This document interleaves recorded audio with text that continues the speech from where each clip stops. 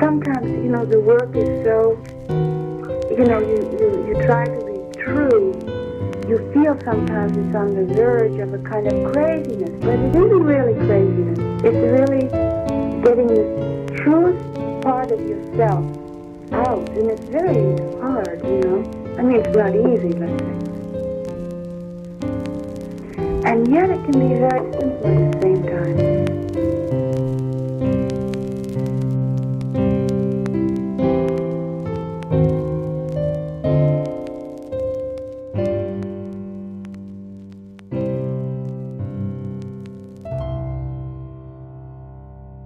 Welcome back to Musings with Mary. This is Mary Muse, your host, and today we're going to be talking about Gemini. And you guys already know that I am a Gemini sun, so I am going to be a bit biased. Not really, though. I'm here to talk about the good, the bad, and maybe the ugly, I guess. I am just going to free flow with this love letter to Gemini. As I have done with the other signs as well, we're going to continue this through all 12 of the zodiac signs. This will be our third episode. We did Aries, we did Taurus, and now we're on to Gemini.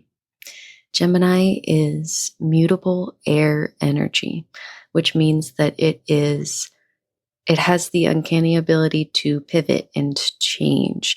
So wherein Aries is cardinal energy, which is that self-starter energy, and Taurus is a fixed energy, which is great for getting the job done. Gemini is mutable energy, which is the third type, and it represents this willingness to change, right? Because in the grand scheme of life, that's how things go. We come up with an idea in that cardinal space, we put our heads down and get it done within that fixed space. And then when the time has come for us to adapt and move forward, we evaluate the need for change. So that is definitely aligned with Gemini's energy. Gemini also being an air sign means that it is connected to the head. It is connected to air energy, intellectual energy. In the tarot, the element of air is represented by swords, and it is, everything to do with the mind and thinking. Gemini very much is a big thinker. Sometimes it's like so ingrained in Gemini that like Gemini is a big thinker, but they might not think about how much they're thinking because it's just happening. At least that's how it feels for me, is that like my mind is always going at 100 miles an hour, but it doesn't really feel tiring because it just kind of is my second nature and it's almost happening in the background. That's why sometimes Gemini might be known for, kind of saying things before they've thought about it because it is happening so quickly in their mind. Gemini is ruled by Mercury, and I have, just like I have done for the last few episodes, I have a few little flashcards from the Numinous Astro deck, which I love, that can give us a little bit of insight into these two energies, into Gemini and into Mercury. I'm going to read the Mercury card here so you can get a sense of the planet that rules Gemini and the energy that's really like driving it. So the key word for Mercury within this Numinous deck is communication. In the imagery, it actually shows the planet Mercury, and then it has bees. It has bees on the outside, which I really love. That's so interesting because bees are very well known for their ability to communicate with the hive, right? Hive mind. So let's see the other keywords for Mercury. Words, thoughts, analysis, information, learning, trade, ideas, smarts, reporting, awareness, vision, lens, palette, perception, curiosity, narrative, muse, and wonder. You know that I love that they put the word muse in there.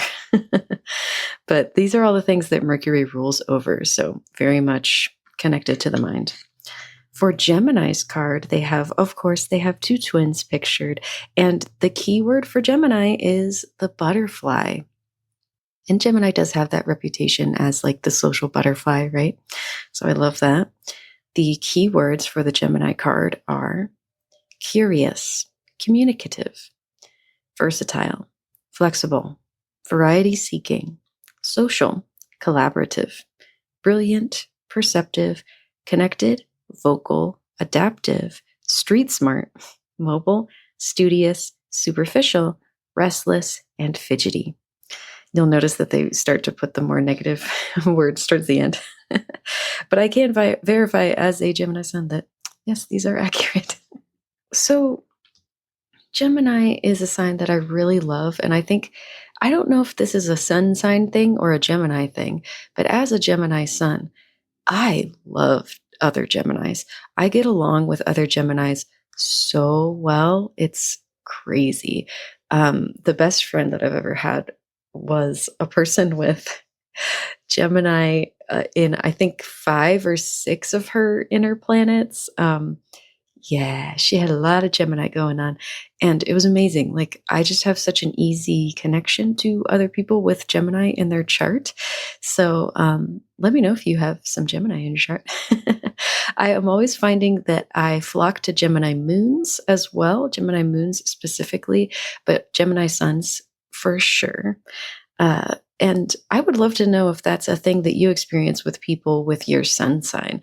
If you just get, like, if you're a Taurus sun and you really get along with Taurus suns or Taurus moons, or people with prominent Taurus placements, and vice versa for any of the other signs, I would be really interested to hear if that is something that you experience as well.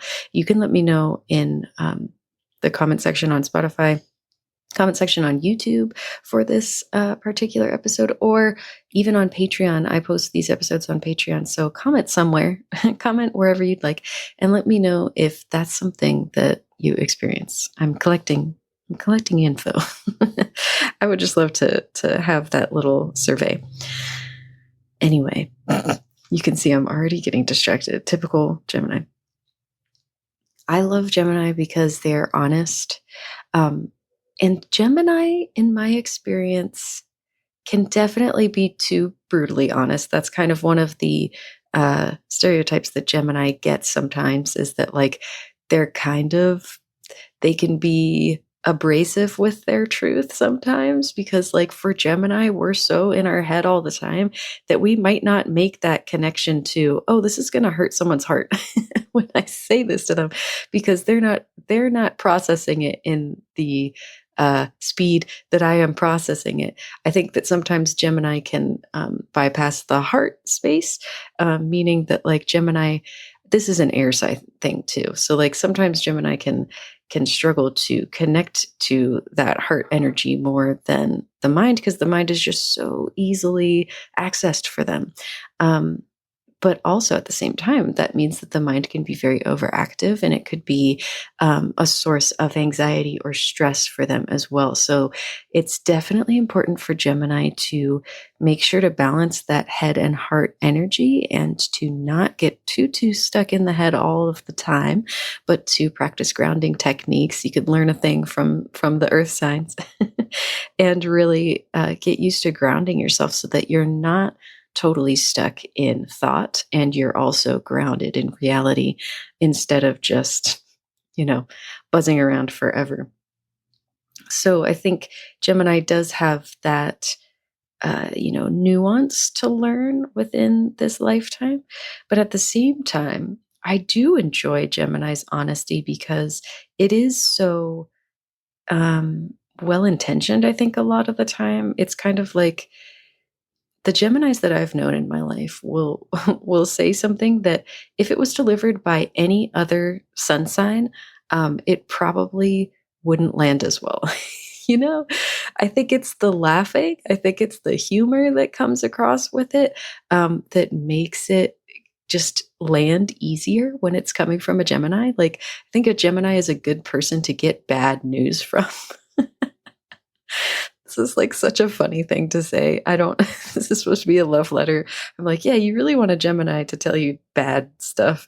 But it's true. That's how I feel about Gemini, is that like they're able to see the humor in things. They're able to see the like brevity, the lightness, the mutable energy within everything, which means that like, this is all temporary. the only true the only true constant in life is change, right? That feels like a very Gemini understood concept, because we're always changing, we're always moving around, we're always, you know, going through some kind of metamorphosis. Thinking of the butterfly energy, Gemini can be they can be people that are very willing to change themselves in order to experience something new. So that's why that social butterfly aspect of Gemini is so true, because like if you know a Gemini, you probably know that they can get along with like any type of person. They are really able to kind of camouflage themselves and change themselves to fit in spaces they normally don't fit in, and not in a bad way, because I think a lot of the time we get the message that it's bad to change yourself, it's bad to try to fit somewhere where you don't fit in. But I mean this more in a way of like, Gemini wants to know how everybody functions, and for them to like change themselves in a way that camouflages their persona to get closer to other people. Like, we love that shit. And you know what came to my head? Shout out to people that grew up watching Sailor Moon. I'm thinking of the pen that Sagi had that changed her. Like, she would use the pen to change into these different disguises. It's just like a persona thing. It's a fun way for Gemini to like get their kicks. Because I would say Gemini people are very much like, we love watching people. We are people watchers. And we enjoy getting to know people. And again, I mean, with these words on this card: communicative, collaborative, social, variety seeking, we're definitely not afraid to like jump into the fray with people that are different from us. So I love that. I love that aspect of Gemini. And I find that having Gemini friends actually helps me to be a braver person as well, and to stick my neck out a little bit more than I maybe would on my own. It just feels it. Gemini is able to make those kinds of social situations feel a little less daunting. So that's like what's coming through for me. This is going to be such a random episode. I can already feel myself. My mind is going so quickly that it's hard for me to like clue in on one thing right now in the current skies. Let me look this up. We've obviously got the sun in Gemini. Right now it is Gemini season. Mercury is also in Gemini at 23 degrees. So we're getting close to the end of Mercury's time in Gemini. Mercury is at home in Gemini. So this is a very harmonious placement for Gemini, but it's also, working in tandem with the sun at the same time, which gives it an extra boost. And Jupiter is at 29 degrees of Gemini. It's going to be moving into Cancer very soon here, which I'm super excited about. But there's so much Gemini energy going on that my brain is on fire right now in like a good way, but also sorry that this episode is so like supercharged with a little bit of restless energy. I'm doing my best. There's definitely a lot going on for us Geminis right now in the skies. I guess I'll talk to the reputation that Gemini has on social media, because that is a thing I would like to dispel in these little astrology talks that I give. I think that popular astrology has the tendency to really like change people's minds and give them certain perceptions of certain signs. I would say that Gemini and Scorpio probably get the worst of it. Pisces sometimes too, and a couple others. Leo sometimes. Some of these signs really get shit on the internet, and Gemini is definitely probably number one, I would say. like you'll see people being like, you'll never catch me being friends with a Gemini again. Like having some kind of hot take about how Geminis are the worst and we're the devil.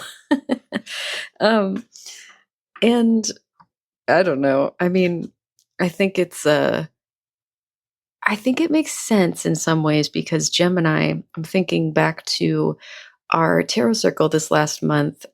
We had our tarot circle full Gemini, and we worked with the Lover's card in the tarot because that is the card that represents Gemini.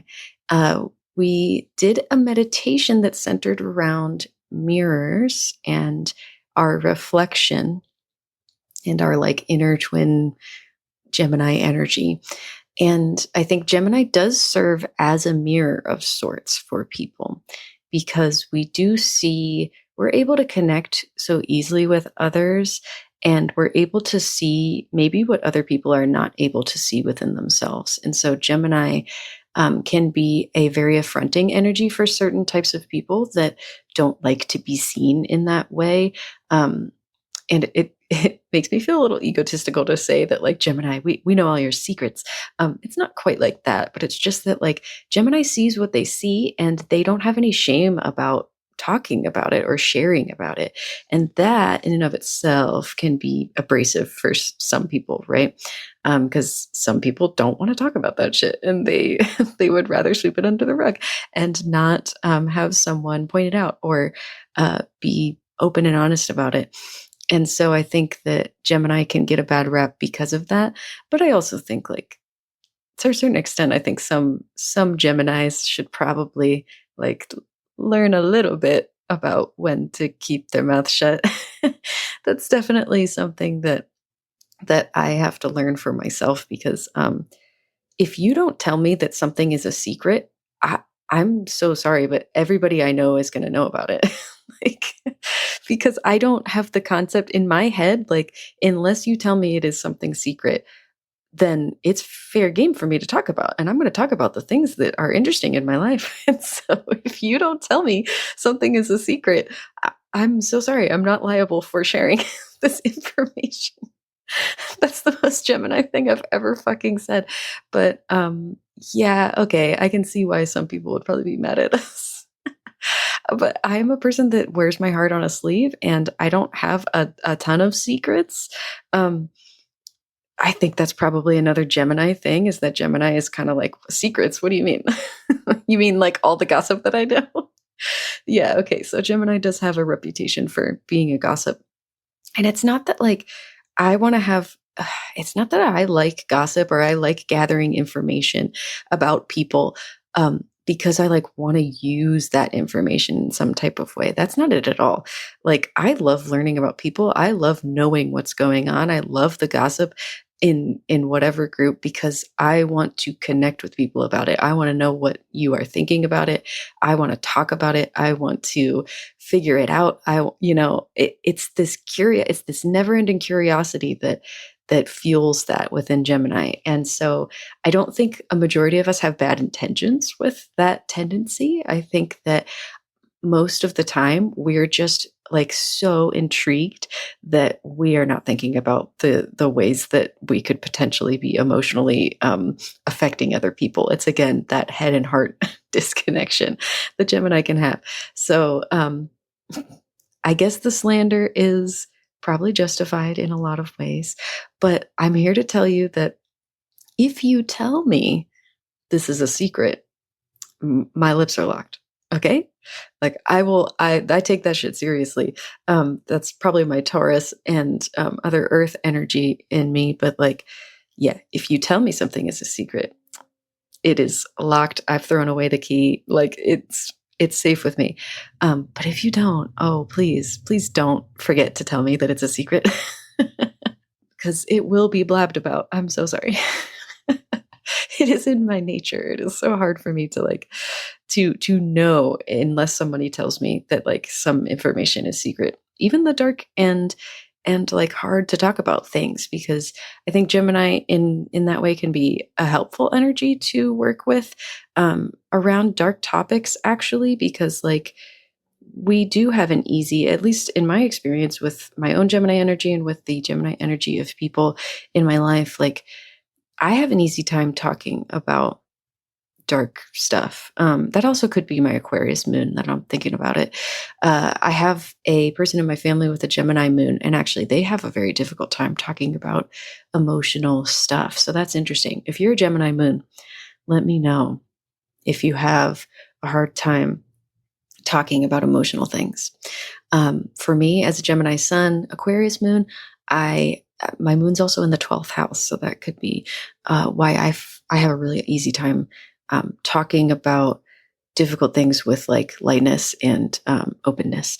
But anyway, I hope that you enjoyed listening to me ramble and rant nonstop for the last 20 minutes about Gemini. Gemini, I love you. I love you so much. I hope you have a wonderful rest of your Gemini season. I did write a little poem for Gemini, as I have been doing for all of these signs. So we're going to end with that. Let me know what you thought of my reflections on Gemini. Of course, this is not a comprehensive lesson about Gemini. I tried to put in little tidbits here and there. This is mostly just my take on the energy of Gemini, and I hope that it resonated. If it did, please comment on any of the, the posts that I have for this podcast on all the various platforms that I've posted it on. I would love to talk with you about it. And I'm going to end here with my little poem for Gemini. Gemini, social butterfly, your words hit the air running, mouth racing to catch up on your never-ending treadmill of thought, thinking of all the variables of life all at once, all in time with the steady flow of your vibrant, unfiltered mind. You have a knack for trouble, the good and the bad kind, but I still love you, Gemini, for what is life without a little time for trouble? Mercurial, mischievous, magnanimous Gemini, your words may not always align with your heart, for the heart beats much slower than your head can stand, but remember to slow down and take a breath. You airy, beautiful butterfly, you. I hope you enjoyed this episode, this little love letter to Gemini, and I will see you guys in the next episode. You can visit marymusexoxo.com to see all of Mary's links. Make sure to subscribe to the podcast on all your favorite listening platforms. And if you feel inclined, leave a 5-star review for us. Musings with Mary is listener sponsored, so if you'd like to support the podcast, please check out our Patreon. Shout out to all our current patrons. Thank you so much for the support. We'll see you in the next episode.